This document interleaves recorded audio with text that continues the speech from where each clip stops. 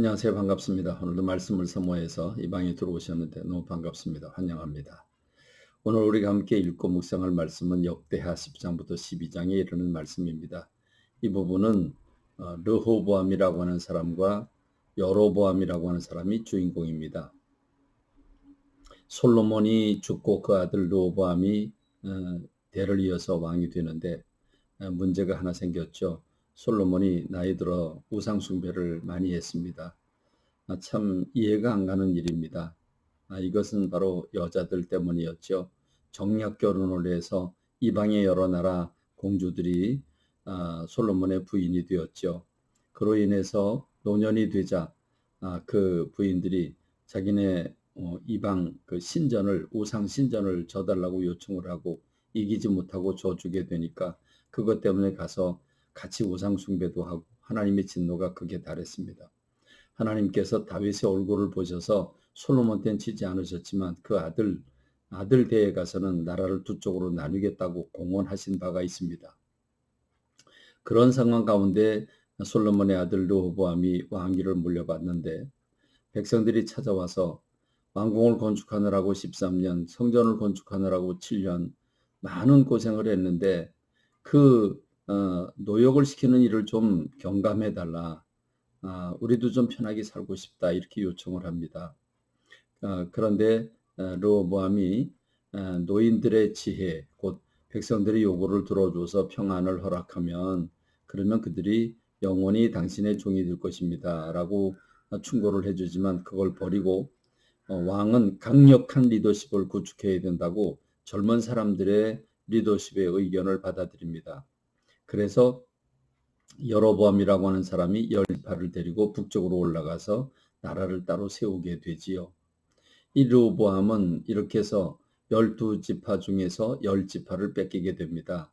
유다 지파는 베냐민 지파와 더불어서 남방 유다라고 부르게 되고 북쪽으로 올라간 10지파를 가리켜서 북방 이스라엘이라 이렇게 부르기도 합니다. 그런데 르호보암은 그 후에 나라를 견실히 이끌어 갔습니다. 그런데 성경에 보면 너무 가슴 아프죠.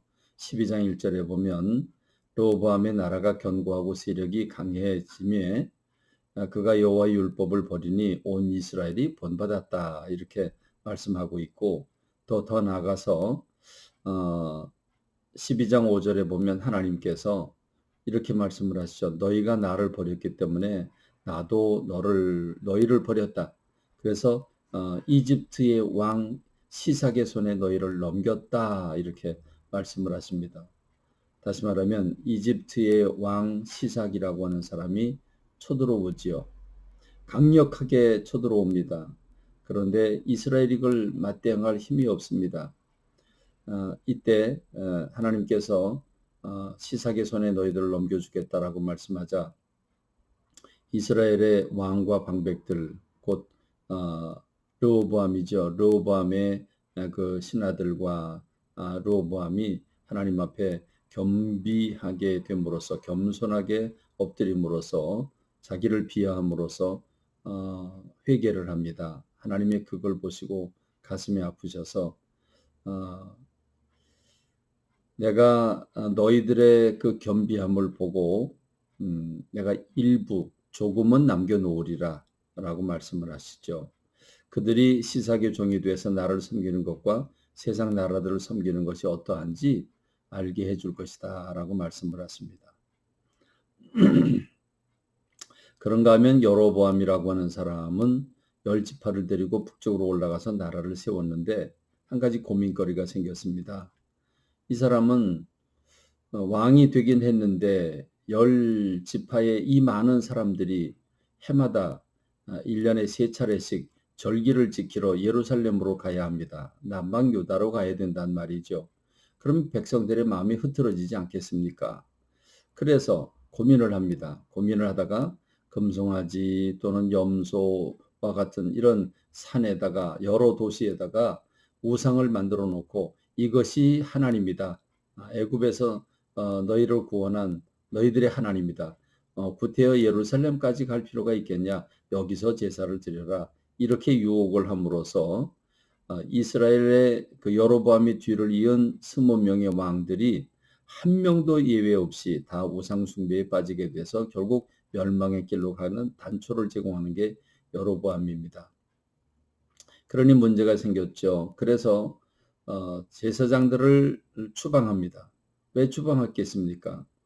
제사장들은 하나님을 예배해야 되는데 우상 단지를 들여놓고 우상을 섬기려니까 그들이 방해가 되죠. 그래서 그들을 다 잘라내고 그들을 추방하게 되니까, 해임하게 되니까 제사장들과 레위 사람들, 그리고 신앙심이 돈독한 사람들은 이스라엘을 떠나서 유다로 돌아가게 되는 일이 3년 동안이나 있었다, 이렇게 말합니다. 자, 오늘 이 일을 생각하면서 여러분 같으면 어떻게 했겠습니까? 강력한 리더십을 이 르호보암이 선택을 했는데, 여러분은 강력한 리더십을 선택하겠습니까? 아니면 부드러워 사람들의 마음을 편안하게 해주겠습니까? 이 일이 하나님께로부터 왔다고 했는데, 르호보암이 그걸 선택했을 때 그거를 막지 않으셨다는 겁니다. 다시 말하면 르호보암이 잘못한 거지요. 그리고 그걸 그대로 내버려 둔 겁니다. 나라를 두 쪽으로 나누기 위해서지요. 여러분, 여로보암과 같이 그렇게 그 지도력이 흔들리려고 할 때 여러분은 무엇을 선택하겠습니까? 오늘도 우리가 이 세상을 살아가는 동안에 나를 생각할 것인가, 하나님을 생각할 것인가, 상황에 따라갈 것인가, 말씀을 따라갈 것인가, 여러 선택을 해야 될 겁니다. 특별히 어린이날인데 어린아이들과 더불어 좋은 시간, 추억의 시간을 만들되 먼저 말씀을 읽고 묵상함으로써 아이들이 말씀 가운데 자라가도록 가르치고 인도해 주시기를 간절히 소원합니다. 말씀을 맺겠습니다. 감사합니다.